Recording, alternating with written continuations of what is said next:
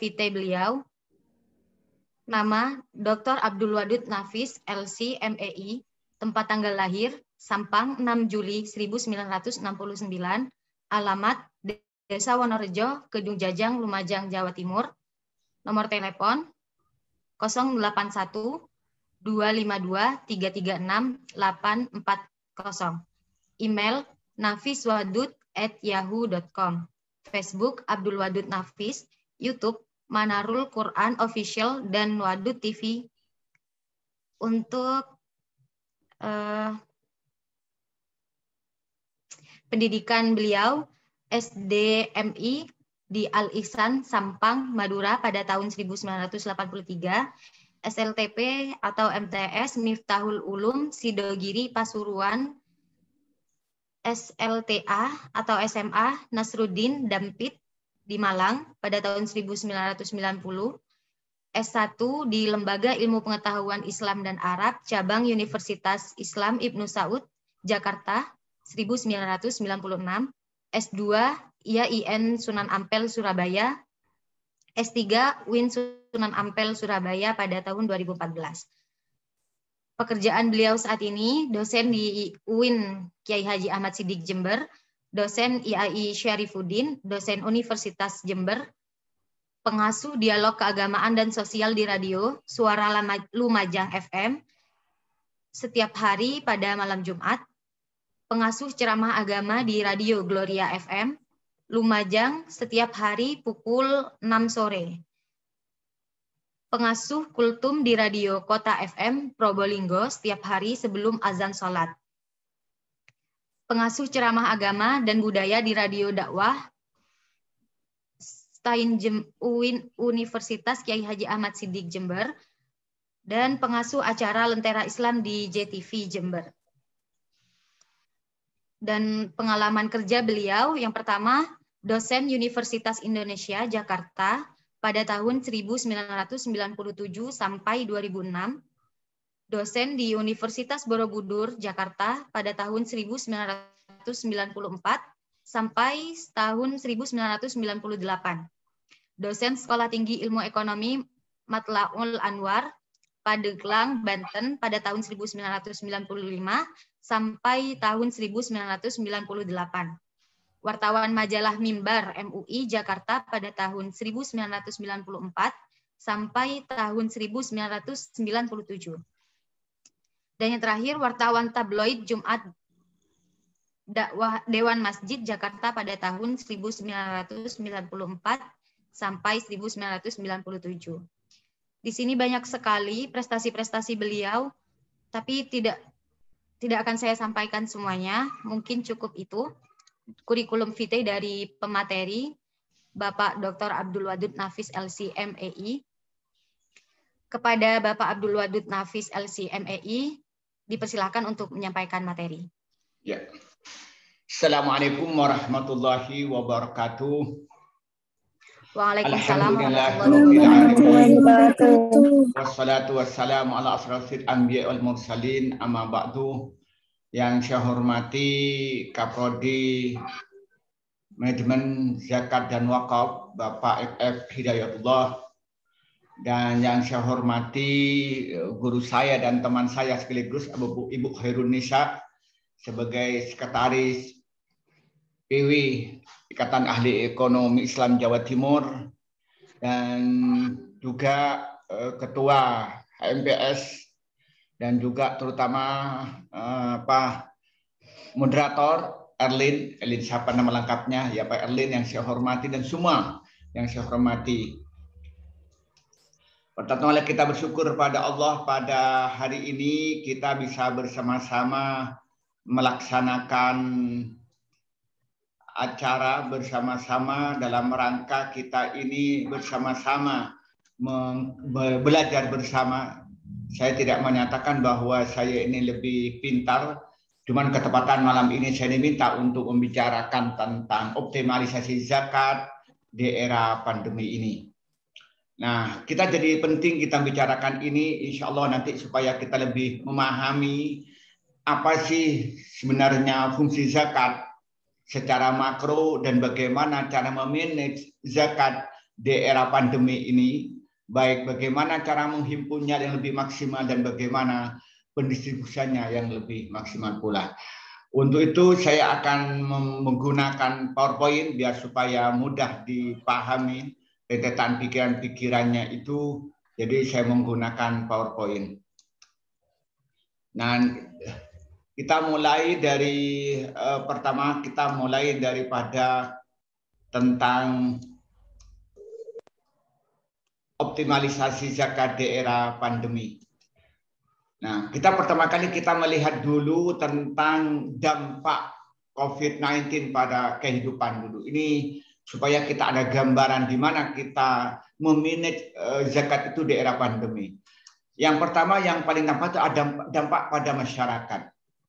Di mana dengan adanya COVID-19 yang penularannya itu bisa melalui salaman, bahkan kalau Delta itu melalui kontak pertemuan saja, dan bahkan katanya dalam jarak setengah meter bisa tertularkan.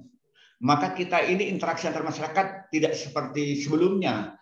Kita tidak gampang silaturahim satu sama lain. Bahkan kita ini sulit kita mengadakan acara-acara yang sifatnya melukat orang banyak. Nah, ini yang jelas begini, yang biasanya kita mempunyai kebiasaan silaturahim, kita tidak bisa. Nah, yang kita kebiasaan misalnya kita ini biasa mengunjungi teman-teman, kita sudah nggak bisa. Itu jelas kehidupan masyarakat. Juga kehidupan keberagamaan, kita tidak seperti dulu, kita bisa melaksanakan acara pengajian bersama, kita bisa mengadakan salat berjamaah itu dibatasi, dan harus mengatur jarak dan sebagainya. Itu dampak kehidupan masyarakat, jelas interaksi terbatasi. Kemudian yang kedua terhadap dampak terhadap ekonomi. Kita bisa tahu ya, tempat-tempat wisata dibatasi, bahkan ada yang ditutup. Maka otomatis akan terdampak kepada orang yang bergerak di bidang wisata, baik dia sebagai pengelola, pemilik, atau pedagang-pedagang yang ada di daerah wisata itu sudah akan terdampak. Dan juga yang paling kita lihat misalnya dengan banyak perguruan tinggi yang daring, contohnya di Winhas Jember misalnya, itu terdampak pada teman-teman yang ngelola warung, itu sudah tidak bisa jualan lagi. Jelas perekonomian akan turun, bahkan bisa terhenti. Juga pengelola kos-kosan juga akan terhenti. Juga yang pengelola misalnya itu fotokopian sudah tidak bisa beraktivitas lagi. Begitupun misalnya yang dia itu menyewakan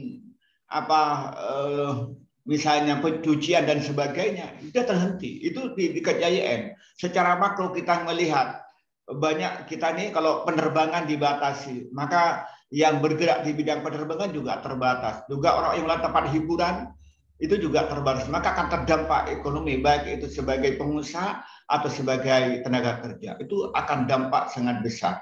Dan kita bisa melihat akan banyak terjadi itu orang-orang miskin baru. Berikutnya juga dampak pada pendidikan. Yang jelas kita sudah 2 tahun ini kita tidak bisa melakukan pendidikan secara luring, baik melalui tingkatan PAUD sampai perguruan tinggi. Kita banyak mengandalkan daring. Mungkin dalam hal-hal tertentu kita banyak bisa disampaikan dengan daring. Tapi ada materi-materi sulit disampaikan dengan daring. Misalnya kita mengajar matematika, tidak gampang dijelaskan dengan pakai daring. Kita ngajar statistik bisa, tidak gampang diajarkan dengan daring. Nah, begitupun kita mengajar cara baca Al-Quran dengan benar, itu tidak gampang disampaikan dengan daring. Belum lagi kita kalau mengajarkan sifatnya perilaku, jadi sifatnya afektif, sifatnya akhlak, ini tidak gampang disampaikan dengan daring. Karena ketika yang diisi itu hanya kognitif, afektif tidak banyak dilibatkan, bahkan psikomotorik banyak terabaikan. Itu juga punya dampak yang sangat besar. Berikutnya juga dampak pada pekerjaan. Kita melihat akibat COVID-19 banyak pabrik-pabrik yang mengurangi tenaga kerja, bahkan menghentikan operasi, maka akan mempengaruhi terhadap tenaga kerja. Itu akan mempengaruhi. Dan juga banyak hal yang tidak bisa dikerjakan akibat COVID-19 ini. Kita melihat misalnya banyak pabrik Indonesia sudah mulai ditutup atau mengurangi tenaga kerja. Dan juga banyak toko-toko, bahkan perusahaan toko-toko besar atau supermarket itu yang banyak ditutup akibat COVID-19 ini. Kemudian berikutnya tentang dampak pada politik. Kita melihat secara banyak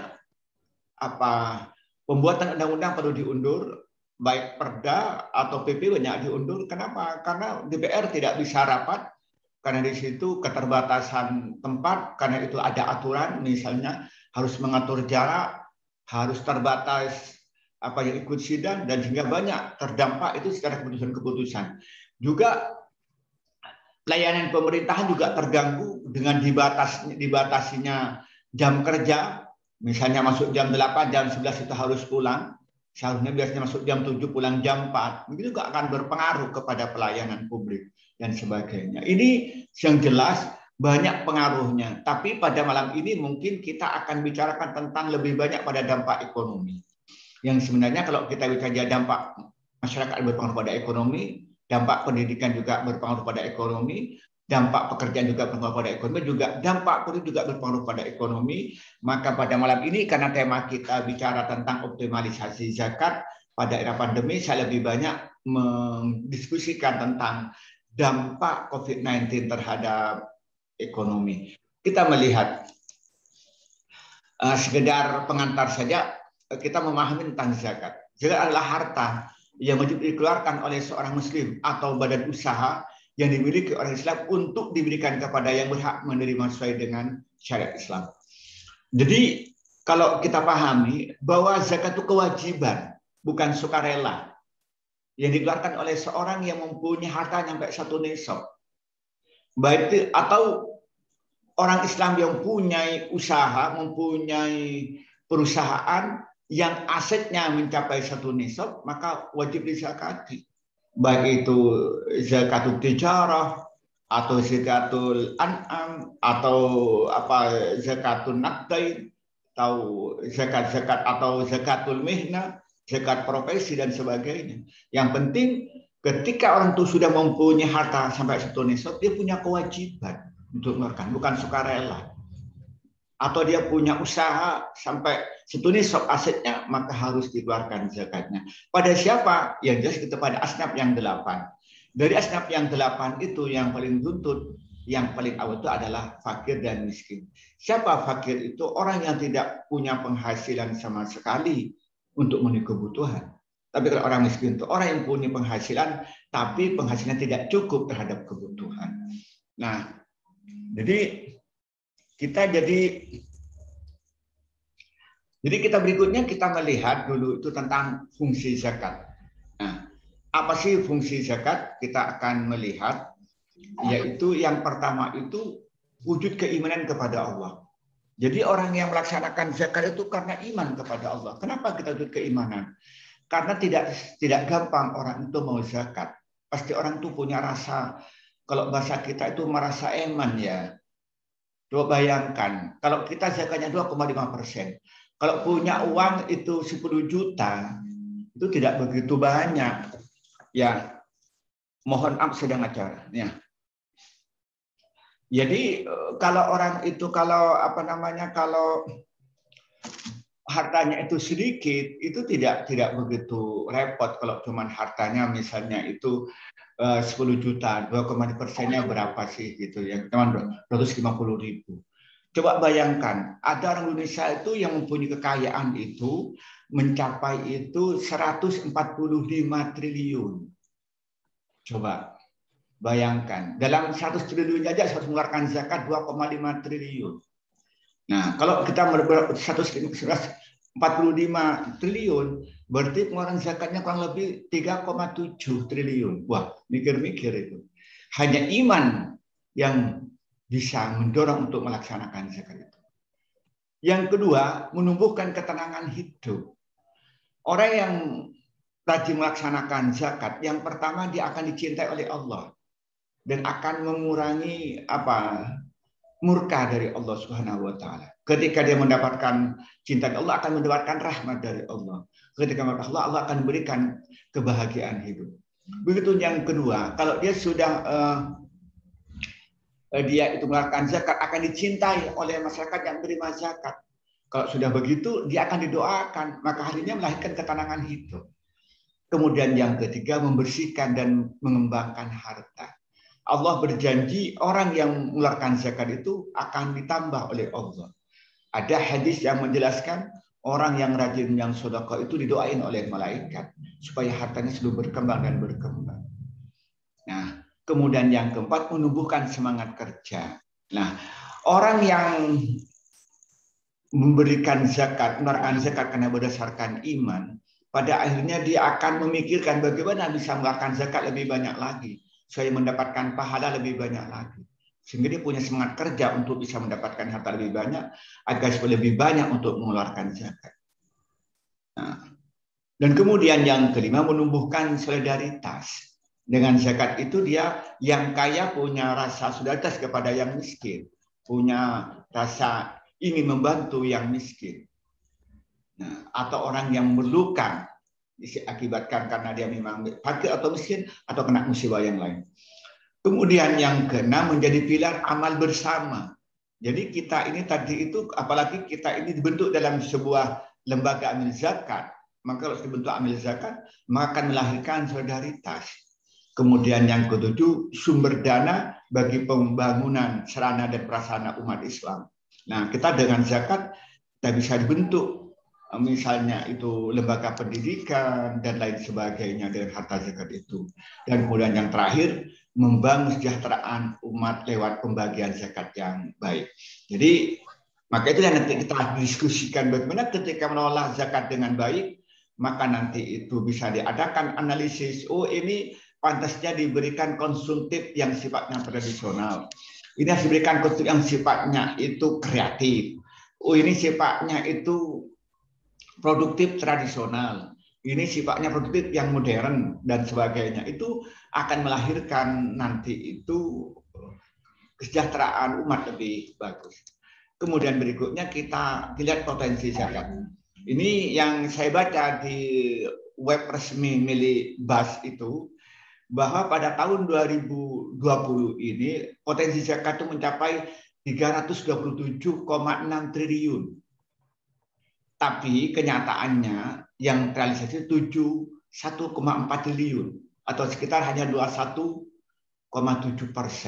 Jadi potensi sangat besar. Jadi dia itu dihitung dengan rinci, yakni dengan orang Islam di Indonesia sekian, kemudian yang berdasarkan laporan yang pengusaha yang punya kekayaan sekian, itu sudah dihitung itu pada tahun 2020 ini potensi zakat itu mencapai 327 triliun. Nah, kemudian realitasnya yang betul-betul terrealisasinya hanya 71,4 triliun. Ini berarti sangat rendah gitu. Nah, kemudian berikutnya kita melihat ini potensi zakat tahun 2021 juga dari webnya Basnas itu dipotensikan itu 500 triliun dengan hitungan yang agak rinci. Itu diperkirakan itu mencapai itu apa? Sampai mencapai 500 triliun. Nah, itu gambaran-gambaran yang bisa kita dapatkan tentang potensi zakat. Nah, sekarang kita melihat bagaimana memaksimalkan potensi itu yang kita pahami. Nah, kita bisa melihat optimalisasi penghimpunan dana zakat. Itu setelah kita melihat tadi itu kasusnya pada tahun 2020 potensinya itu 327,6 triliun, ternyata itu hanya dicapai hanya 71,6 triliun, berarti hanya 21%. Berarti kita ini yang belum belum diambil, belum bisa dicapai atau yang masih tersisa potensi itu ada 69 atau pasnya itu 68,4%. Itu sangat banyak yang belum diambil, belum bisa didapatkan. Maka karena itu perlu optimalisasi penghimpunan dana zakat. Yang pertama, penjemputan zakat ke rumah-rumah. Ya mungkin kita ada petugas yang kita harus datang dari rumah ke rumah, ya mungkin dengan cara yang baik ya, apa diadakan nanti itu pertemuan dan sebagainya, kita perlu datang istilah orang itu jemput bola gitu ya. Bagaimana kita ada manajemen, bagaimana ada cara sekiranya petugas zakat atau karyawan atau orang-orang yang bekerja di Badan Amil Zakat itu mampu dan mempunyai cara bagaimana dia bisa datang dari rumah ke rumah untuk menjemput zakat itu. Yang kedua bisa melalui ormas dan orma ya, organisasi masyarakat dan organisasi keagamaan. Nah, kita misalnya seperti kita ketahui hampir semua organisasi besar itu punya Badan Amil Zakat atau LAS. NU punya LASNU, kemudian HOD punya LASMU misalnya. Dan kemudian juga organisasi yang lain itu mempunyai Badan Amil Zakat. Nah, atau lembaga amil zakat. Itu juga suatu potensi lembaga kemasyarakatan. Itu perlu yang memaksimalkan. Dia bukan hanya sekedar dia mempunyai lembaga amil zakat, tapi bagaimana lembaga ini kerja maksimal untuk bisa menghimpun dana-dana yang dimiliki oleh anggotanya. Itu yang perlu dimaksimalkan. Sehingga nanti lebih banyak lagi yang bisa terhimpun oleh lembaga amil zakat itu, baik yang dimiliki oleh misalnya oleh organisasi masyarakat atau organisasi keagamaan. Kemudian yang ketiga, instansi pemerintah. Bagaimana maksimalkan pemerintah penghimpunan dana zakat? Apa misalnya langsung dipotong dari gaji? Apa nantinya memang berdasarkan sukarela? Sebagainya, ya kita dimaksimalkan itu. Coba bayangkan misalnya mulai dari pemerintah jabatan tertinggi misalnya dari presiden, wakil presiden sampai kepada RT RW, kita kemudian dia itu dimaksimalkan dalam penghimpunan dana, saya yakin nanti hasilnya lebih maksimal lagi, tidak hanya 2,1%, bahkan itu lebih nanti dapatnya itu. Kemudian yang keempat itu adalah perusahaan. Nah, bagaimana kita bisa kerjasama dengan perusahaan-perusahaan? Baik itu zakat dari perusahaan itu atau zakat daripada tenaga kerja atau pegawai-pegawai yang sudah eselon tinggi, yang gajinya sangat tinggi.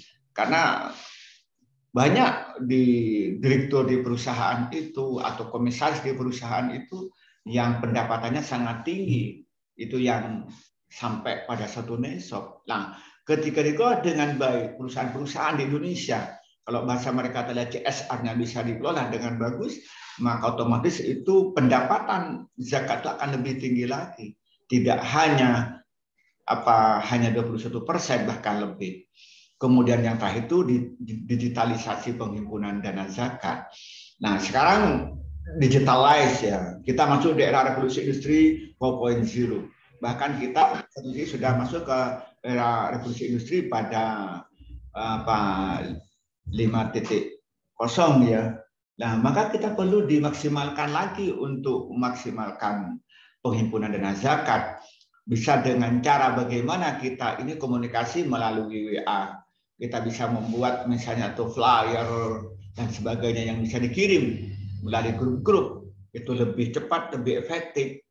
Nah, kita misalnya membuat misalnya video-video singkat tentang dorongan untuk bisa mereka bergabung untuk menjadi seorang muzaki yang aktif gitu ya.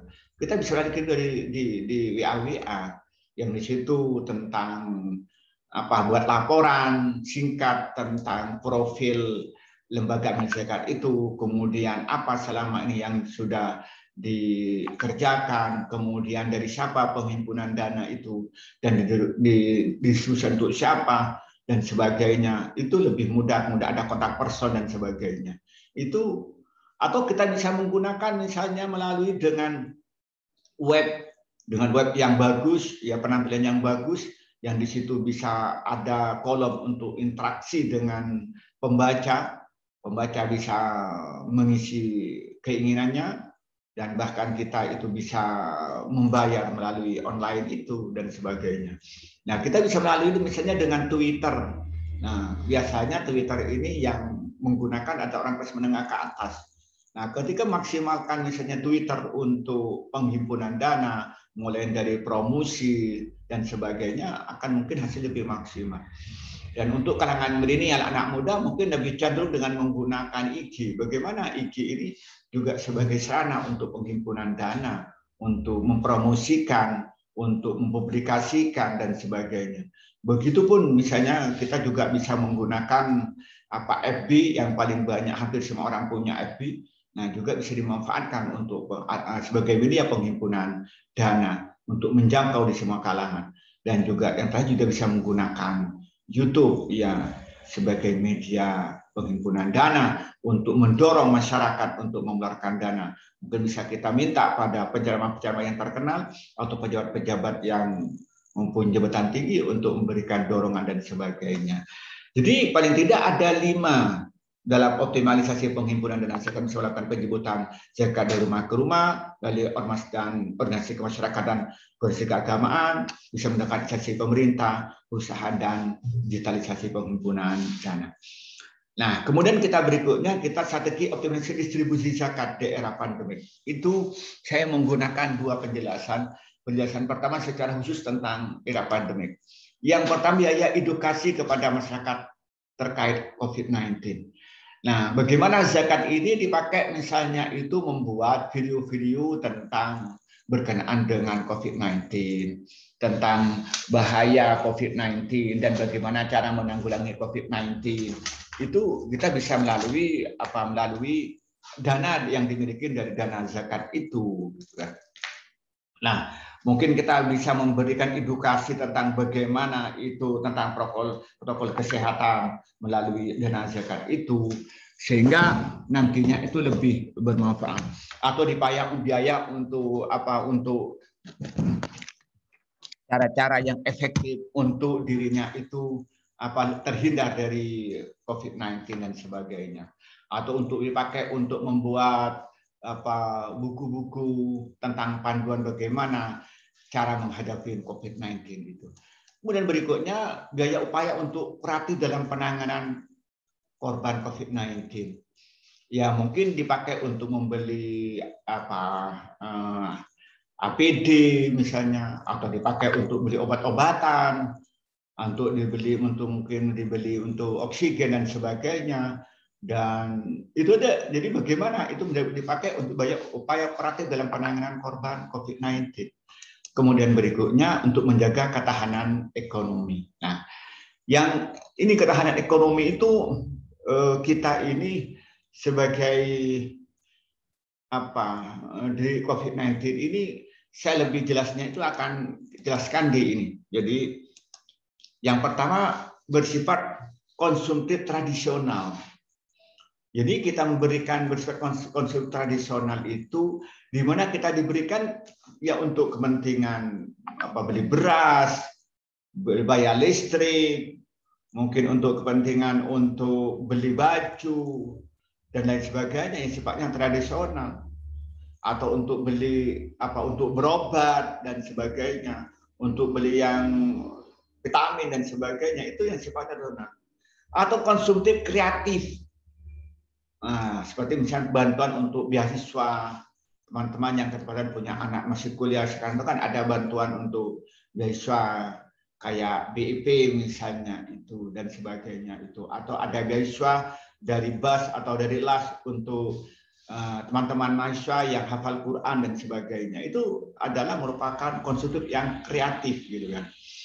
Atau misalnya itu untuk kepentingan-kepentingan misalnya untuk beli buku bagi mahasiswa, atau untuk beli paketan untuk mahasiswa untuk bisa mengikuti kuliah daring dan sebagainya. Ini namanya bersifat konsumtif yang kreatif. Kemudian yang keempat bersifat produktif tradisional. Nah, ini mungkin kita ini nanti akan mempetakan mana ini yang perlu diberikan bantuan sifatnya produktif. Oh, ternyata ini pedesaan. Nanti kita berikan misalnya itu diberikan itu kambing supaya nanti diternak, atau diberi ayam sampai 4 pasang misalnya sehingga nanti bisa diternak, atau nanti misalnya mereka itu diberi alat-alat misalnya bibit padi misalnya, atau diberi pupuk misalnya. Jadi yang diberikan sifatnya itu produktif sehingga nanti itu dia menghasilkan lebih banyak lagi. Kemudian yang terakhir bersifat produktif kreatif. Nah, produktif kreatif itu bagaimana ini bisa memberikan misalnya itu, oh ternyata ini punya kemampuan membuat roti, bagaimana diberikan dana dan diberikan pelatihan yang lebih baik lagi dalam pembukuannya, dalam pemasarannya, dan pengolahannya, sehingga dia itu nanti dari awalnya menjadi mustahik berubah menjadi muzaki. Oh ternyata dia itu punya kemampuan misalnya bidang IT, bagaimana dia itu dilatih lebih baik lagi, kemudian diberikan komputer, dan pada akhirnya dia itu menjadi orang yang bisa mandiri dari komputer itu. Nah, tetapi yang penting dari semua itu, ini perlu sebenarnya dikerjakan oleh lembaga amin zakat atau badan amin zakat, tidak bisa dikerjakan individu. Karena ini sifatnya harus kolektif yang bisa mengelola zakat itu dengan baik di era pandemi itu.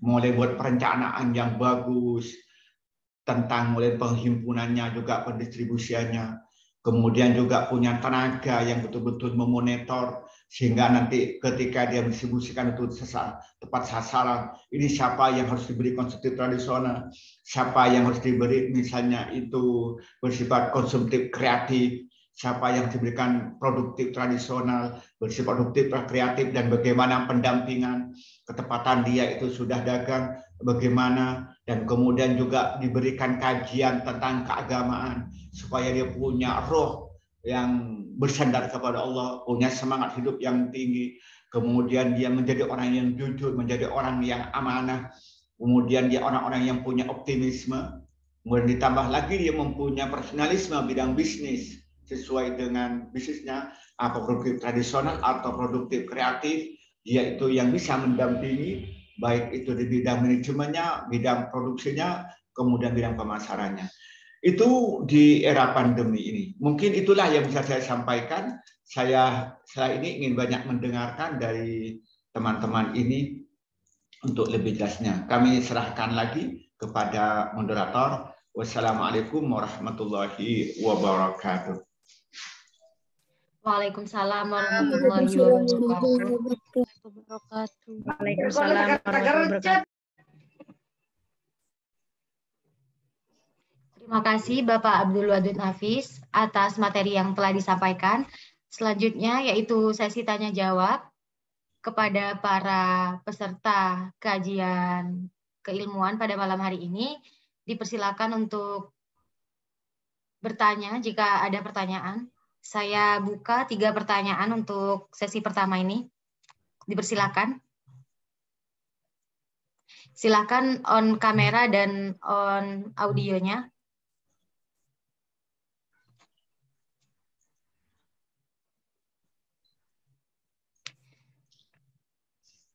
Para peserta kajian, apakah suara saya bertanya, apakah boleh dokter atau perawat pasien COVID-19 untuk menerima zakat? Itu saja.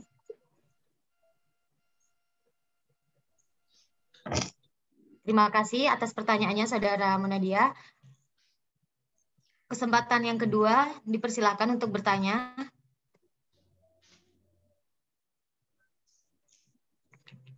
Ya, saya bertanya. Oke, silakan, Saudara Muhammad Ingsul.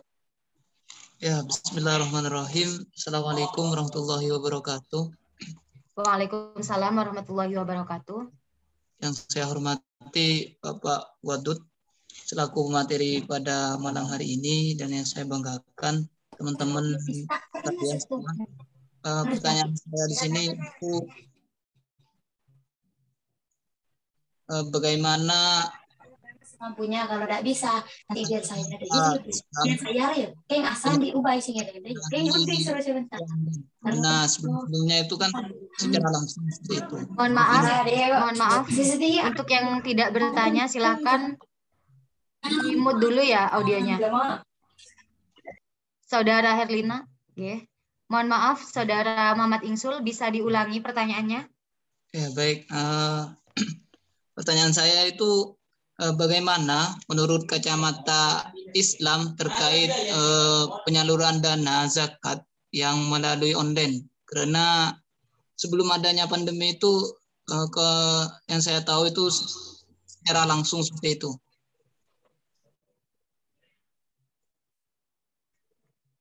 Cukup Saudara Muhammad Ingsul? Cukup. Terima kasih. Untuk pertanyaan yang ketiga, dipersilakan kepada peserta kajian untuk bertanya. Saya, Kak. Oke, silakan Abdullah Yakin. Itu kan, Kak, dalam optimalisasi penghimpunan dana zakat. Semisal itu dari perusahaan. Semisal caranya itu, cara pengoptimalisasinya itu, Kak, langsung memotong gaji. Tetapi si karyawan itu tidak ikhlas, Kak. Apakah itu sah enggak, Kak, zakat itu? Siap. Terima kasih untuk pertanyaannya, Saudara Abdullah Yakin. Saya tutup untuk pertanyaan di sesi pertama ini. Kepada pemateri, saya persilakan untuk menjawab pertanyaan yang pertama, yaitu bolehkah dokter atau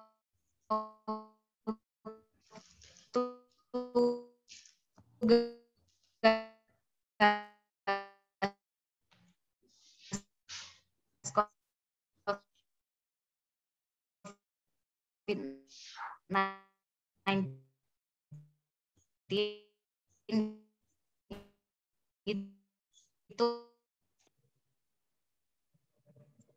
forum ini bisa dilanjutkan, Bapak? Mohon maaf, Pak, audionya di-mute. Tadi disampaikan apakah boleh tenaga kesehatan itu menerima zakat. Kita melihat dulu, kita ketahui bahwa asnaf zakat itu atau al-mustahik itu kan ada 8. Dari di 8 ini tidak ada yang berhubungan dengan tenaga kesehatan. Yang ada itu adalah mulai dari fakir, miskin, kemudian fisabilillah, mu'allafati qulubuhum, dan seterusnya. Jadi kalau pemberian zakat itu kepada tenaga medis itu tidak ada keterangan dari fikih atau lainnya. Tapi ketika tenaga medis itu merangkap sebagai orang yang miskin, di mana dia punya pendapatan tapi pendapatannya tidak cukup terhadap kebutuhan, maka itu boleh. Gitu. Itu jadi pintu masuknya ke situ. Masuknya tidak masuk dari sisi sebagai tenaga kesehatan, tapi masuknya kalau dia ketepatan orang yang miskin. Misalnya dokter itu kan kaya, pendapatannya banyak. Nah, dia tidak bisa menerima zakat karena tidak masuk di dalam asnaf yang 8. Tapi kalau juru rawatnya kan pendapatannya kecil. Nah, sehingga dia walaupun punya pendapatan tidak mencukupi dengan kebutuhan, maka termasuk kategori miskin, bukan fakir. Karena definisi daripada miskin itu orang yang punya pendapatan, tapi pendapatannya tidak mencukupi kebutuhan. Jadi kata kuncinya, tenaga kesehatan yang bekerja di COVID-19 itu kalau dari sisi sebagai tenaga kerja, dia tidak punya hak sebagai penerima zakat. Tapi kalau dia bertepatan, dia misalnya orang yang fakir atau orang yang miskin, maka berhak menerima zakat. Ya, itu mungkin jawaban saya. Baik, terima kasih Bapak pemateri. Kepada penanya, Saudara Munadia, apakah masih ada feedback? Cukup. Baik, terima kasih. Untuk pertanyaan yang kedua, bagaimana menurut kacamata Islam dengan adanya penyaluran zakat secara online? Karena selama ini yang diketahui oleh penanya itu penyaluran zakat itu dilakukan secara offline atau langsung, begitu Bapak? Iya. Jadi yang perlu kita sampaikan bahwa yang pertama itu kita mempunyai kewajiban menyampaikan zakat itu. Zakat itu yang berhak itu yang 8 asnaf itu, 8 golongan itu. Dari golongan yang 8 itu yang paling potensi menerima zakat itu adalah 2 golongan. Yang pertama fakir, yang kedua miskin. Baru urutan-urutan yang lain. Kemudian yang kedua, di situ tidak ada pengaturan cara penyampaiannya. apa itu langsung atau tidak. Cuman yang menjadi pertanyaan sebenarnya pintu masuknya, bolehkah kita zakat pakai uang? Itu yang menjadi pertanyaan. Jadi kalau umpamanya ini zakatnya zakatuz zuru, apakah kita mempunyai kewajiban zakat misalnya beras atau jagungnya, atau boleh pakai uang? Kalau zakatul an'am, misalnya zakatnya kambing atau sapi, apakah boleh kita zakat itu uang? Apa harus kambing atau sapi? Kalau ternyata zakatun naqdaini, emas dan perak atau tidak. Nah, di dalam madhab fikih itu, menurut pendapatnya Imam Abu Hanifah dan pengikut-pengikut Imam Hanafi, kita boleh zakat pakai uang. Bahkan zakat fitrah pun boleh pakai uang.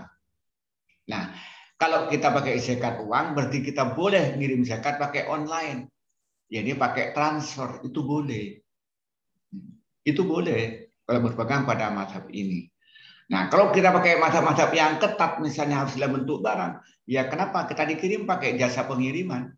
Kita bisa zakat misalnya zakat jagungnya pakai pengiriman, jasa pengiriman. Tetapi untuk konteks ini kita masuk di era digitalized yang serba online.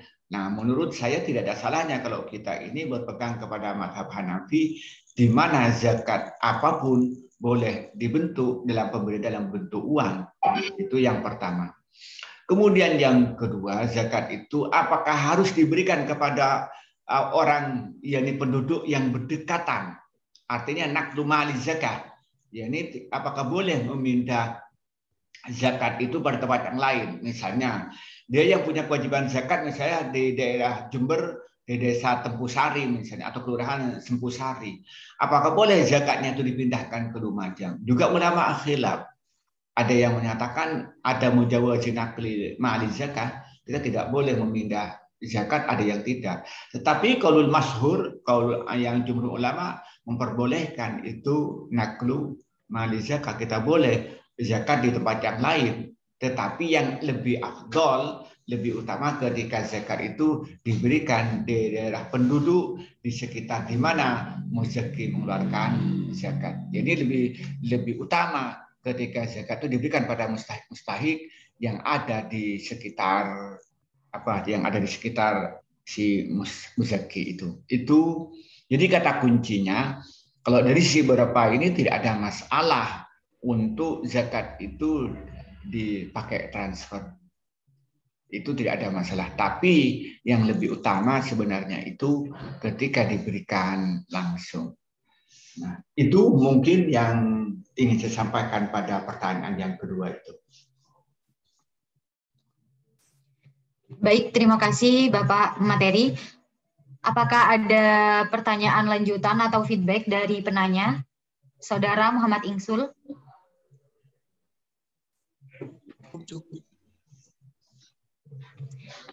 Yang ketiga, pada optimalisasi zakat di perusahaan, sah atau tidak Bapak jika karyawan di suatu perusahaan tersebut tidak mengikhlaskan potongan gajinya itu digunakan untuk membayar zakat? Jadi yang perlu kita tegaskan, zakat itu bukan sukarelawan, zakat itu kewajiban. Maka di dalam sejarah dijelaskan, Qitalul Murtaddin, ketika Abu Bakar itu menjabat sebagai khalifah, orang-orang yang tidak mau bayar zakat itu diperangi.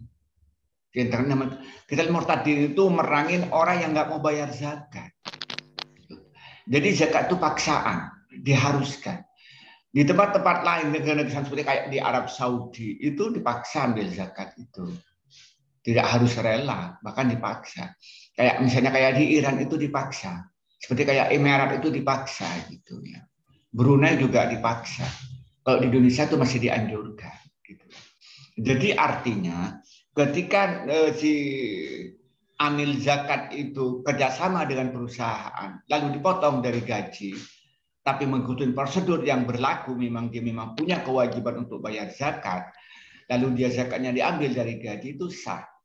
Karena zakat itu bukan sukarela, tapi kewajiban. Tetapi yang menjadi persoalan, prosedurnya harus benar. Tidak sembarang. Itu yang perlu dipertegas.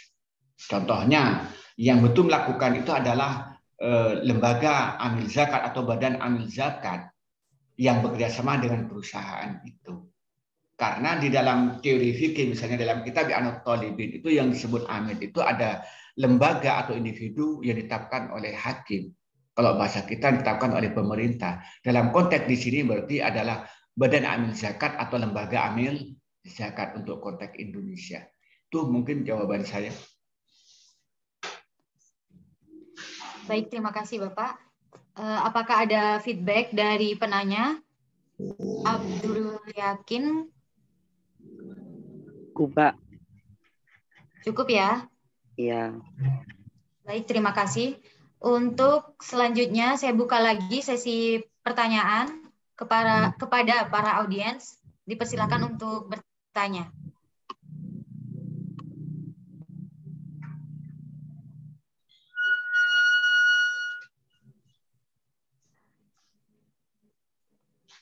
Itu karena Indonesia setelah terdampak oleh COVID, perekonomian di Indonesia cukup turun drastis ya. Nah, di sini seberapa besar pengaruh zakat terhadap perekonomian yang ada di Indonesia? Seperti itu. Terima kasih. Baik, terima kasih saudara. Assalamualaikum warahmatullahi wabarakatuh. Waalaikumsalam. Waalaikumsalam warahmatullahi wabarakatuh. Terima kasih kepada moderator yang memberikan waktu kepada saya. Jadi yang ingin saya tanyakan, mohon maaf jika tidak terlalu mengarah mungkin ya kepada materi, tapi yang sering saya pertanyakan dalam pikiran saya, terutama dalam keadaan sekarang ini, gimana sih jika di suatu daerah ini, di suatu desa, kecamatan, atau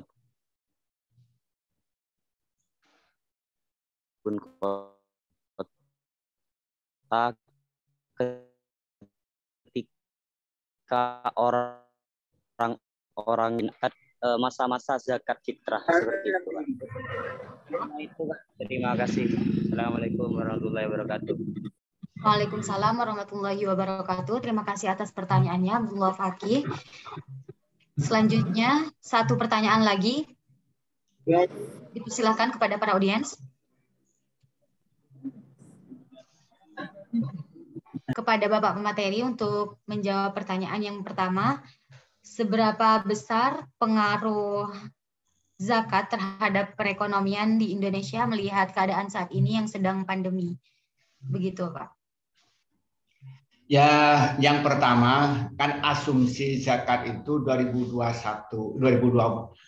itu diasumsikan itu kan 73 triliun ya. Itu diasumsikan di tahun 2000 seharusnya itu pada tahun 2020 itu sebanyak 327,6 triliun. Namun yang realisasi yang dihimpun itu hanya 71,4%. 71,4 triliun atau sekitar 21,7%. Nah, kemudian diasumsikan pada tahun 2021 ini diasumsikan menurut Basnas itu mencapai 500 triliun. Nah, yang ingin disampaikan oleh saya di sini, ketika zakat yang anggaplah itu kita asumsinya dibikin 300 lah, diturunkan dari yang kemarin menjadi 300. Kalau 300 triliun itu dikelola dengan bagus, maka dampaknya sangat besar. Ketika betul-betul dikelola untuk ekonomi yang sifatnya produktif, baik produktifnya tradisional atau sifatnya itu produktif kreatif, dengan melibatkan tenaga-tenaga ahli. Saya mempunyai beberapa hasil penelitian yang saya baca, yang ketepatan saya jadi pembimbing atau saya sebagai penguji. Saya tidak akan menyebutkan badan amil zakat yang nanti kurang enak disebutkan. Nah, dia itu mengelola zakat ya, yang hasil yang saya baca hasil penelitian itu, dia itu misalnya dia itu memberikan zakat kepada belicau di pasar. Nah, belicau pasar itu kan memerlukan modal tidak banyak, paling rendah hanya perlu berdana misalnya 1 juta sampai 2 juta. Nah, tetapi ini pengelolanya amanah, yang menerima juga amanah. Nah, ternyata dia itu 3 bulan kemudian, yang dulunya seorang beliau ini menjadi mustahik, ternyata 3 bulan kemudian dia bisa mampu bersedekah karena ekonominya bagus, ya ini pengelolanya bagus dan punya modal karena ada pendampingan dari badan atau dari lembaga amil zakat itu. Kemudian ada ibu-ibu yang dia tidak punya pekerjaan tapi punya kemampuan, dia tuh membuat bakso. Lalu oleh lembaga amil zakat itu dibuatin rombong, kemudian alat-alat untuk penjualan bakso, kemudian dilatih penjualannya, kemudian dilatih pemasarannya, dilatih tentang pengadaan produksi. Akhirnya dia menjadi pedagang bakso yang terkenal ya. Padahal itu perlu dana hanya 5 juta. Mulai pembuatan rombong dan alat-alatnya dan juga modalnya. Yang kemudian setelah 3 bulan kemudian mereka itu diminta setiap malam itu memberikan sedekah, ada kotak yang diisi ini setiap malam itu 1 bungkus atau 1 mangkok, harga 1 mangkok diberikan. Pada akhirnya dia itu dari mustahik menjadi muzaki, itu realitas. Dan banyak hal-hal yang lain yang ada yang dia itu dia itu pengelola jamur jerami. Lalu dia itu juga diberi modal, kemudian diajari manajemen, didampingi, akhirnya menjadi pedagang yang berhasil. Kata kuncinya ingin menyampaikan oleh saya ini, ketika memang dikelola dengan bagus zakat itu oleh lembaga-lembaga yang profesional, punya tenaga-tenaga ahli, bukan hanya sekedar mendistribusikan, bukan sekedar hanya membagi-bagikan uang, tapi betul diberi jalan bagus, ya akan bisa mengangkat ekonomi umat. Itu yang hasil penelitian yang saya lihat di lapangan itu. Dan sekarang banyak kenyataannya itu teman-teman di pondok pesantren ini banyak dibantu dengan uang zakat. Ada teman-teman yang kuliah dibantu dengan uang zakat. Artinya yang ingin sampaikan, ketika zakat itu dikelola oleh tenaga-tenaga yang amanah, oleh tenaga-tenaga yang profesional, dampaknya sangat besar, terutama di era pandemi ini. Itu mungkin jawaban saya. Terima kasih Bapak Materi. Selanjutnya apakah ada feedback dari penanya, Saudara Muhammad Insul?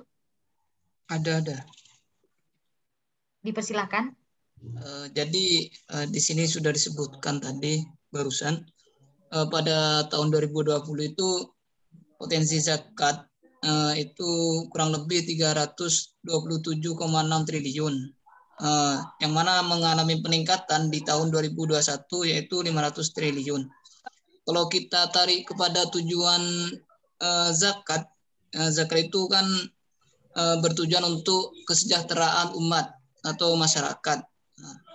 Feedback saya itu selama yang saya ketahui kesejahteraan di masyarakat pada saat ini pandemi ini tidak begitu ya. Penyaluran dana zakat tidak dilakukan secara merata sehingga banyak yang belum merasakan kata sejahtera itu. Bagaimana strategi taktis yang dilakukan oleh lembaga-lembaga zakat? Cukup. Terima kasih Saudara Muhammad Insul. Baik, apakah pemateri bisa langsung menjawab feedback dari Saudara Muhammad Insul?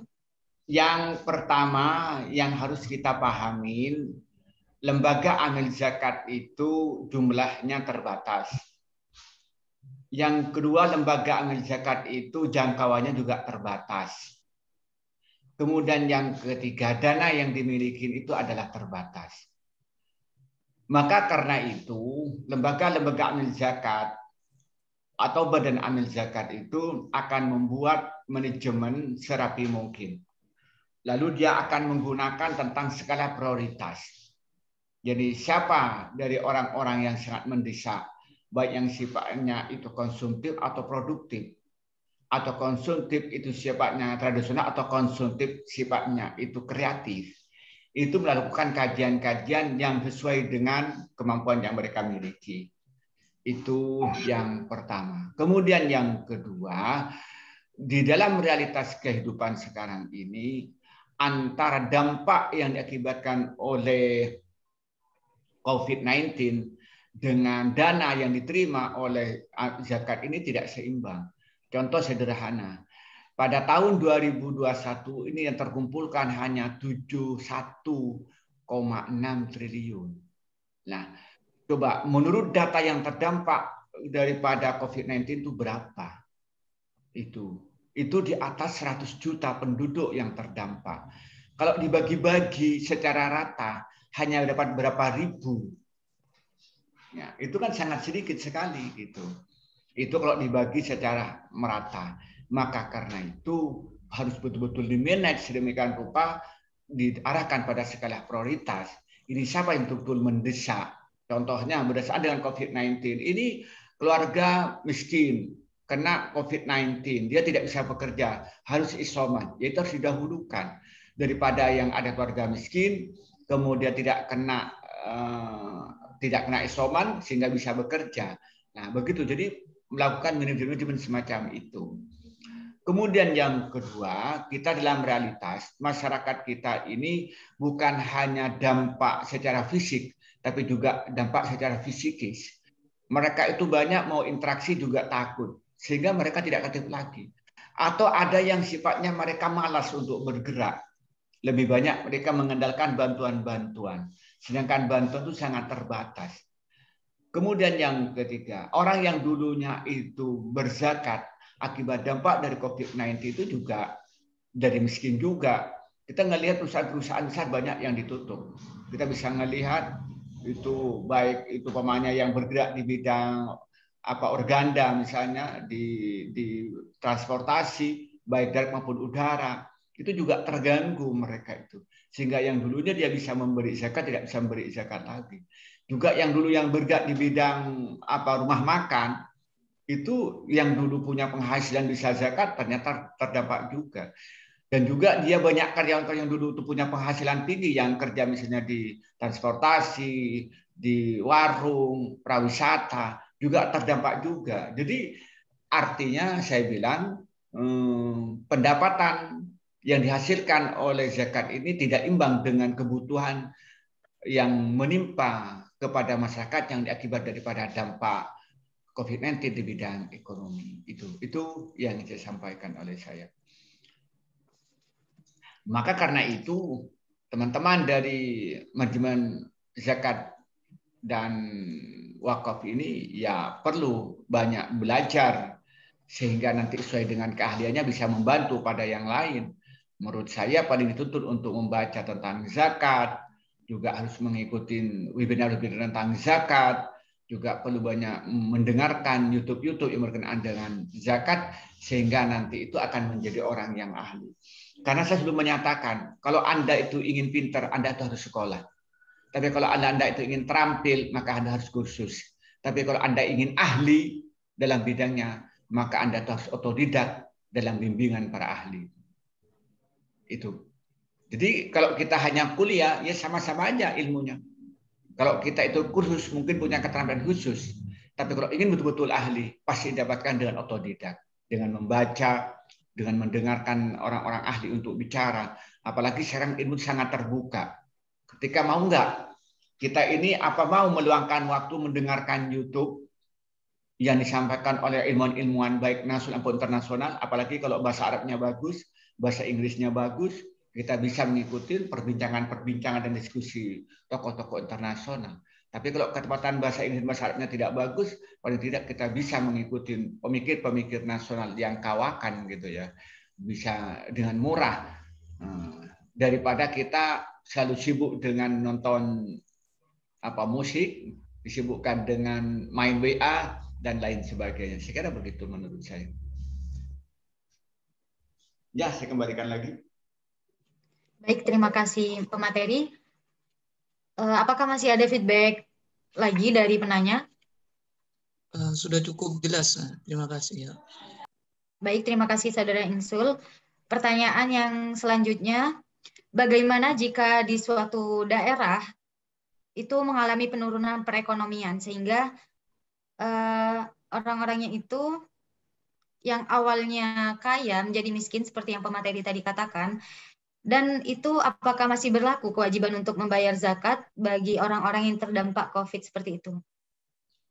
Ya kan Silakan. persyaratan orang bayar zakat itu kalau punya harta sampai 1 nisab. Kalau harkatut tijak, kalau dia punya emas, maka mempunyai emas sampai 103 gram. Kalau dia seorang pengusaha, asetnya itu mencapai seharga emas 103 gram. Kalau dia itu ketepatan dia seorang karyawan, pegawai, pendapatannya itu setelah di-cross mencapai 93 gram emas.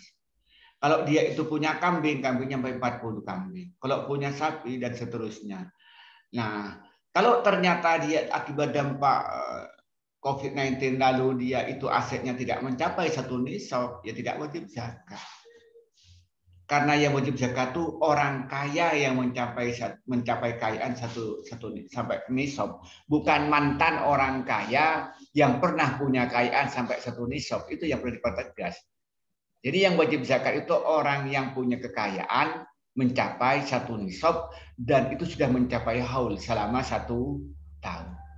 Tetapi orang yang pernah kaya, yang pernah punya kekayaan sampai 1 nisab, ya tidak wajib zakat. Nah, itu maka kalau kembali kepada tadi pertanyaan, kalau ternyata di daerah itu ada orang pernah kaya, lalu akibat dampak daripada COVID-19 lalu usahanya bangkrut, sehingga kekayaan tidak mencapai 1 nisab, ya tidak wajib zakat. Gitu. Ya, begitu jawaban saya. Baik, terima kasih pemateri, sangat jelas sekali. Apakah masih ada feedback dari penanya? Oke, Kak. Jadi saya mau feedback langsung saja. Mohon maaf motong pembicaraan. Yang saya maksudkan itu Bapak Abdul Wahid Hafiz. Bukan tentang kalau orang yang pernah kaya itu harus wajib tidaknya. Maksudnya ketika di suatu daerah emang sudah tidak ada orang kaya dikarenakan suatu sebab, mungkin karena sebab sekarang yaitu virus corona COVID-19 ini, kan mesti ada dan tidak tahu kapan. Tapi saya pernah mendengar ini saat dulu mondok, kayaknya zaman Nabi, itu saat pemimpinan khalifah siapa itu, ada pas satu daerah ini tidak ada orang-orang yang mampu membayar zakat, dan ini sistemnya itu seperti apa? Apakah emang tidak ada pengenaan zakat untuk semuanya dikarenakan keadaan tersebut, atau sistemnya seperti apa itu, Pak? Yang saya tanyakan seperti itu arahnya. Terima kasih. Ya, terima kasih. Saya mohon maaf tidak mengerti pertanyaannya ya. Cuman saya jawab aja dengan naluri saya. Yang pertama, saya ingin mengklarifikasi sejarah itu keliru. Yang benar sejarah pada pemerintahan Umar bin Abdul Aziz, tepatnya pada tahun 99 Hijriah itu, semua penduduk itu kaya. Tidak ada satupun yang bisa berhak menerima zakat. Sehingga zakat itu kadang tidak ada orang fakir, nggak ada yang miskin, tidak ada budak, dan tidak. Lalu ditawarkan siapa orang yang punya utang belum kebayar. Lalu zakat itu dibayar untuk bayar hutang. Lalu ditanya lagi, sudah penuh uangnya masih banyak. Lalu dicari siapa yang waktunya menikah tapi belum menikah, lalu dibiayain pada waktu itu. Jadi itu sejarahnya terbalik, itu yang perlu diingat itu. Itu pada pemerintahan Umar bin Abdul Aziz pada tahun 99 Hijriah pada pemerintah dinasti Umayyah. Itu yang pertama. Kemudian yang kedua, kalau memang satu desa itu tidak ada yang kaya, tidak ada yang mempunyai harta sampai 1 nisab, ya otomatis di daerah itu tidak ada orang yang wajib mengeluarkan zakat. Kalau begitu tidak ada yang punya kewajiban membayar zakat. Karena zakat itu tidak dibatasin daerah, tapi dibatasin individu atau lembaga yang mempunyai kekayaan yang mencapai 1 nisab. Yang dimaksud dengan individu perorangan atau harta yang ikhtilat, yakni harta yang sifatnya kerjasama, lalu setelah dikumpulkan mencapai 1 nisab, baru wajib zakat.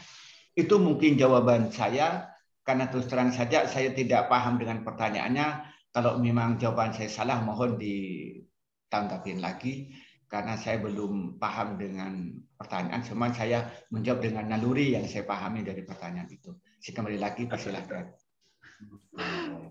Baik, terima kasih pemateri. Bagaimana Saudara Abdul Fakih? Ya, terima kasih kepada Bapak narasumber ini. Jadi untuk pertanyaan saya, ya, saya terima dan saya puas dikarenakan emang seperti itulah yang saya maksud. Entah kenapa Bapak tidak mengerti dengan pertanyaan saya. Ya ginilah saya, karena saya masih maba gitu, Pak. Mohon maaf. Nggak apa-apa. Ya, silakan. Untuk yang tentang sejarah tadi, dan mohon maaf, emang sejarah yang benar yang dikatakan oleh Bapak tadi, dan saya agak seliweng soalnya tadi, Pak. Iya, ya, terima kasih sama-sama. Terima kasih. Oke. Pada saat Khalifah Umar bin Abdul Aziz pada tahun 99 Hijriah, dari dinasti Umayyah. Ya, jadi yang benar itu. Ya. Terima kasih Bapak atas sama-sama jawabannya. Ya. Puas itu. Ya, silakan. Baik, terima kasih Saudara Abdullah Fakih. Untuk selanjutnya, apakah masih ada pertanyaan lagi dari para audiens? Saudara Novalendika. Ya, baik. Terima kasih kepada moderator telah memberikan waktu untuk saya memberikan pertanyaannya. Artinya bukan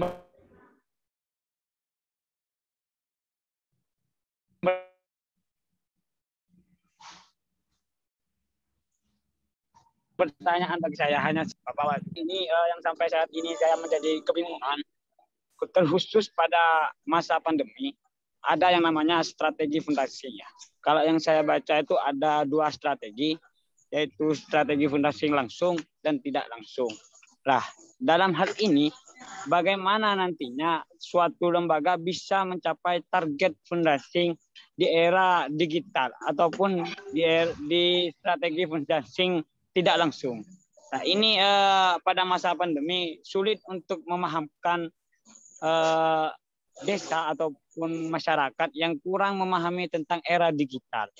Di suatu perusahaan ataupun UBZ itu mempunyai target tersendiri terkait adanya fundasi itu.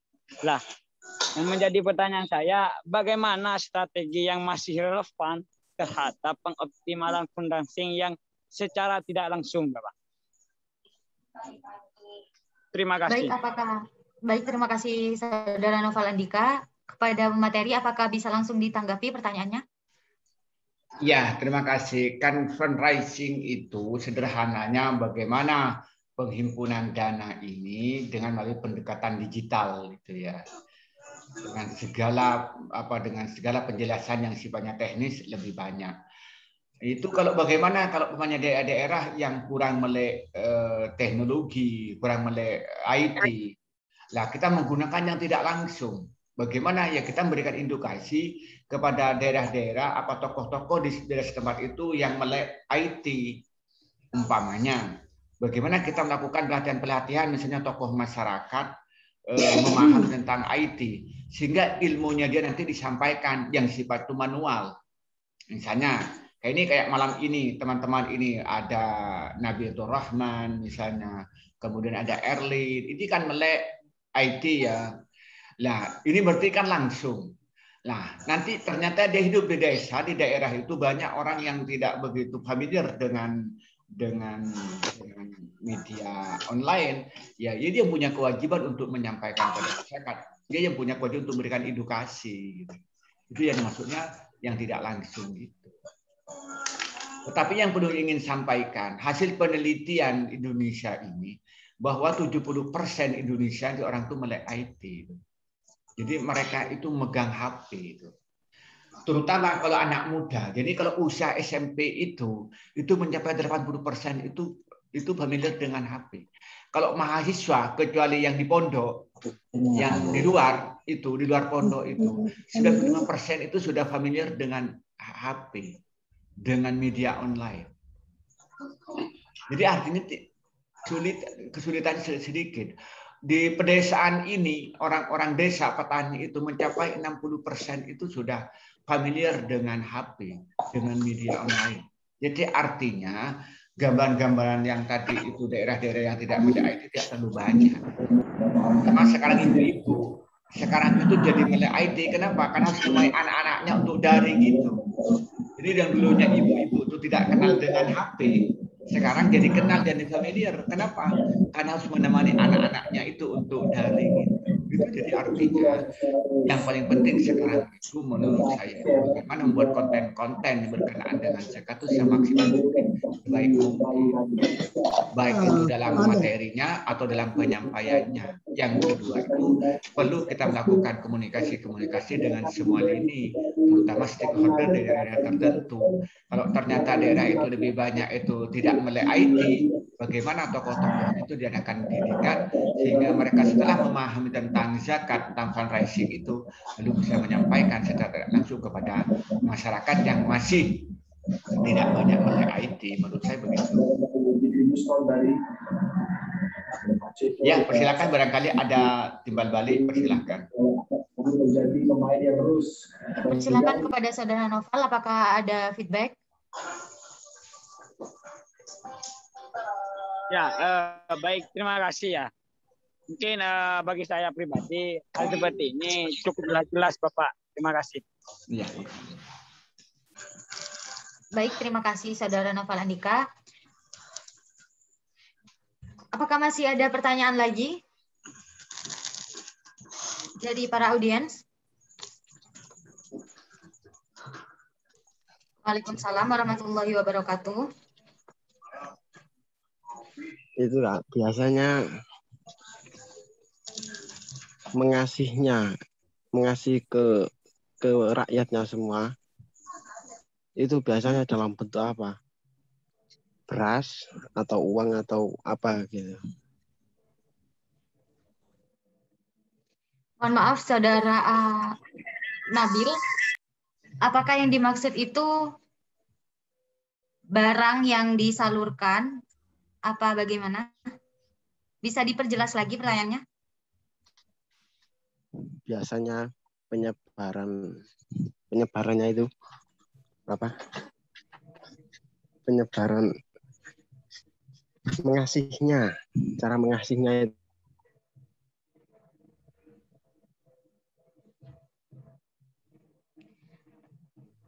Baik, mungkin yang Saudara maksud itu bagaimana pendistribusian atau penyaluran zakat dari suatu lembaga amil, seperti itu. Betul ya, Saudara Nabil? Ya. Oke, monggo Bapak pemateri untuk menanggapi. Ya, terima kasih. Mohon maaf, sebenarnya tidak paham dengan pertanyaannya ya.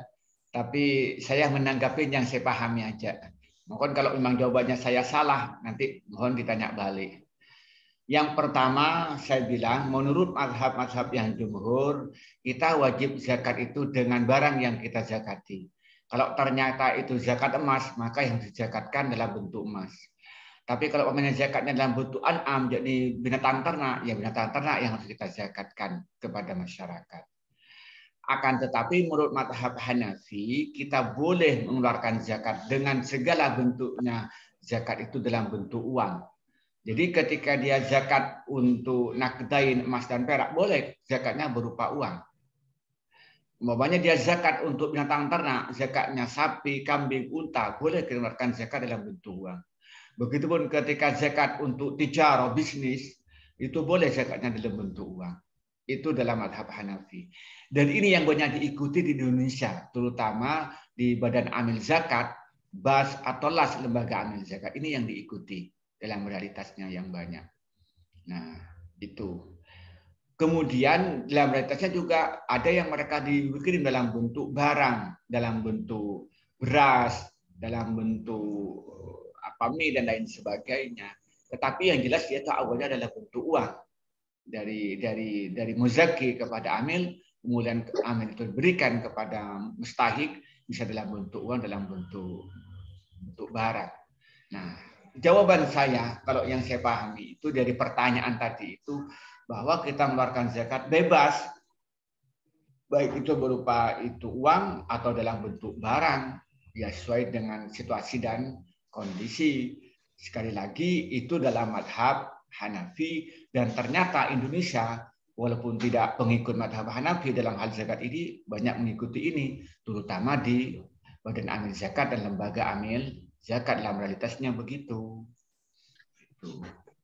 Walaupun kita di Indonesia ini kalau NU ikut Syafi'i, tapi kalau di Muhammadiyah ikut Hambali gitu. Itu jawaban saya. Kalau memang saya salah paham dengan pertanyaannya, monggo diberikan respon balik. Silakan. Baik, terima kasih pemateri. Mungkin yang ditanyakan oleh penanya itu biasanya di lembaga amil zakat itu dalam mendistribusikan zakat yang didapatkan oleh donatur itu biasanya dalam bentuk apa gitu Pak? Ya rata-rata pakai uang. Realitasnya begitu. Nah, yang khas bisa dilihat mereka itu kan melaporkan rekening yang diterima dari ini 100.000, dari ini 200.000 kan begitu. Itu dalam bentuk penghimpunan dana. Dalam pengeluarannya macam-macam, dikeluarkan dalam bentuk uang seperti pemberian uang tunai kepada masyarakat, tapi juga adalah bentuk barang, bisa dalam bentuk misalnya beras, bisa bentuk minyak, bisa bentuk yang lain gitu. Tapi yang banyak adalah bentuk uang yang banyak. Karena lebih mudah dimanfaatkan untuk kepentingan-kepentingan. Misalnya dibantu beras. Kemudian dia butuh minyak, kan nggak bisa dimasak berasnya. Diberi mie misalnya, padahal dia butuh baju, kan nggak bisa. Hanya minyak dijual. Maka karena itu lebih praktis rata-rata diberi uang. Dan lebih gampang distribusinya. Tinggal minta nomor rekeningnya, kemudian langsung ditransfer. Itu lebih praktis, lebih cepat, dan lebih efektif. Itu. Tapi realitasnya banyak bentuk barang. Itu yang saya lihat. Yang selama akhir-akhir ini ada bentuk barang, tapi lebih banyak tetap bentuk uang. Itu. Dan itu benar dalam mazhab Hambali itu, dalam mazhab Hanafi itu boleh, nggak ada masalah. Ya, itu mungkin. Saya kembalikan lagi. Baik, terima kasih Bapak pemateri. Untuk saudara penanya, apakah pertanyaannya sudah terjawab atau masih ada feedback? Ya betul, itu sudah. Kalau disawakan. Ini pertanyaan lain ya, saudara. Siapa yang bertanya? Penanya, apakah pertanyaan tadi sudah terjawab atau ini ada pertanyaan lain? Yang tadi itu sudah terjawab. Ada pertanyaan lain. Ini jaringannya lemot. Sorry ya, maaf ya. Oke. Jadi seperti ini Bapak, dari penanya tadi itu pertanyaannya sudah terjawab dari saudara Nabil dan dia punya pertanyaan lanjutan. Bagaimana kalau pertanyaan lain? Bagaimana zakatnya para orang-orang nelayan? Karena yang dia ketahui nelayan itu langsung menjual hasil dari nelayannya. Jadi nelayan itu harus dipertegas dulu. Yang pertama, kalau dia sebagai nelayan itu penangkap ikan, karena tidak ada dalilnya ikan itu perlu dizakati, enggak ada. Tapi kalau nelayan itu dimasukkan kepada tijarah, dia sebagai ya pekerja yang menguntungkan tapi nangkap ikan, itu maka dia itu boleh transaksi barangnya dijual, kemudian dari akumulasi pendapatan itu dihitung. Apa nanti ketika dihitung 1 tahun itu sama dengan harganya emas 93 gram. Anggaplah emas diasumsi sekarang itu harganya misalnya itu 500.000 atau harga emas sekarang itu 800.000. Sekarang itu kalau ternyata itu jadi akumulasi pendapatnya mencapai itu kurang lebih mencapai itu 75 juta, maka berarti itu dia wajib zakat. Itu jadi dihitung akumulasi pendapatan dalam 1 tahun. Itu bukan hitung per zakatnya, tapi setelah dijual dihitung, nanti ketika dijumlah ternyata pendapatan uang dari menjual ikan itu mencapai sama dengan harga emas 93 gram, setelah dipotong untuk biaya solarnya dan sebagainya, maka itu wajib zakat. Tapi kalau ternyata setelah dihitung tidak mencapai harga emas 93 gram, emas yang murni, yang 24 karat, maka tidak wajib zakat. Jadi persoalannya bukan ikannya itu ditahan, bukan zakatnya, bukan ikannya itu dijual. Tapi yang menjadi persoalan ketika dimasukkan kepada tijarah, apakah omset yang didapatkan netonya itu mencapai seharga emas 93 gram, maka tetap wajib zakat. Itu jawaban saya. Baik, terima kasih Bapak Materi. Untuk Saudara Nabil, apakah jawabannya sudah jelas? Ini Kak, ada tambahan lagi. Tapi Ini feedback atau pertanyaan lain? feedback. Ini Jadi feedback. persilakan. Bagaimana cara mengatasinya, Kak? Karena penilaian di Indonesia itu rata-rata itu apa? Enggak di angel zakat deh. Nah, itu bagaimana cara mengatasinya? Karena rata-rata nelayan di Indonesia itu biasanya gak zakat. Nah, itu yang ada di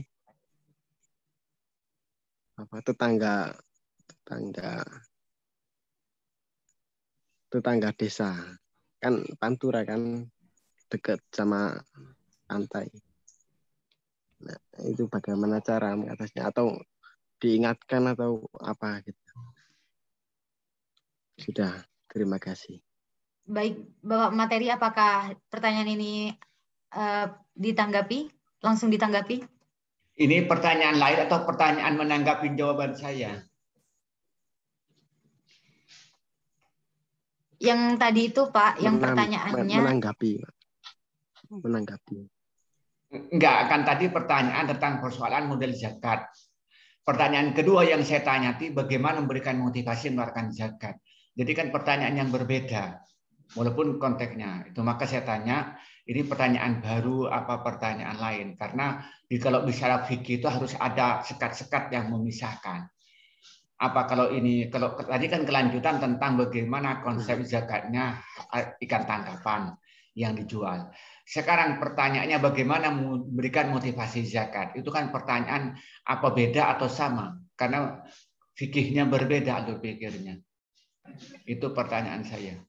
Kalau saya bicara fikih itu tidak boleh campur aduk, karena nanti akan melahirkan hukum yang nggak jelas.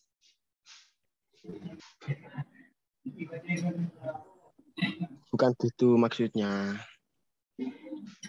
Maksudnya kan ini masih tentang nelayan.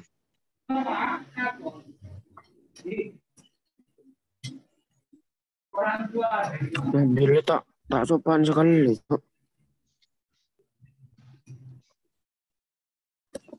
Mohon maaf, Saudara Nabil. Ya sudah, terima kasih. Ini jaringannya agak lemot juga. Susah namanya. Apakah pertanyaannya sudah dicukupkan? Ya, sudah cukup. Oke. Ya, terima kasih. Mohon maaf ya, karena saya itu kalau tidak paham dengan pertanyaan, mesti saya tanya balik, bukan saya menghina. Karena di dalam teori fikih ini, kewajibannya seorang mufti harus paham dengan pertanyaan. Itu kewajiban mufti. Karena nanti kalau sudah tahu dengan pertanyaan, baru kita menganalisa, baru mengeluarkan fatwa. Jangan sampai seorang mufti itu menjawab satu yang tidak paham. Itu yang pertama. Kemudian yang seorang mufti itu harus mampu memilah-milah masalah, walaupun berdekatan. Sehingga nanti itu mustafti, orang yang minta fatwa itu paham duduk persoalannya. Jangan sampai nanti jawabannya itu campur aduk. Karena kalau nanti sampai campur aduk, akibatnya apa? Nanti itu katanya si mustafti jawabannya begini, padahal bukan. Nah, nanti itu berdampak kepada tindakan kehidupan sehari-hari. Orang yang beri fatwa itu yang bertanggung jawab dosanya di depan Allah. Karena dianggap mengeluarkan fatwa yang salah. Itu mohon maaf, saya bukan menghina ya pada teman-teman. Kalau saya bilang pertanyaannya nggak paham, lalu saya jawab, lalu saya bilang kalau memang salah mohon direspon. Mohon maaf, bukan saya menghina. Karena kalau saya bicara fikih itu begitu biasanya. Kalau bicara politik, bicara budaya enggak. Karena itu tidak ada dosanya menurut saya. Tapi kalau bicara fikih, kalau fatwa saya salah, itu menjadi tanggung jawab saya di depan Allah. Itu mungkin begitu. Mohon maaf sekali lagi bukan menghina kepada penanya. Sekali lagi bukan menghina. Kalau saya bertanya saya belum paham tadi kepada Ingsul ya, bukan saya menghina, bukan, tapi saya itu ingin mendapatkan pertanyaan yang saya paham. Tapi kalau nggak paham, saya jawab, coba jelaskan saya nggak paham. Persilakan kalau jawaban saya memang tidak ngena yang diinginkan, persilakan tanya balik. Sekali lagi bukan saya merendahkan, sekali lagi mohon maaf. Ya, silakan. Baik, terima kasih Bapak Abdul Wadud. Mungkin sudah saya cukupkan untuk sesi tanya jawab. Untuk selanjutnya saya akan membacakan kesimpulan dari kajian pada malam hari ini. Kesimpulannya yaitu COVID-19 memiliki banyak dampak pada kehidupan, terutama dampak terhadap masyarakat, dampak terhadap ekonomi, pendidikan, pekerjaan, dan juga terhadap politik.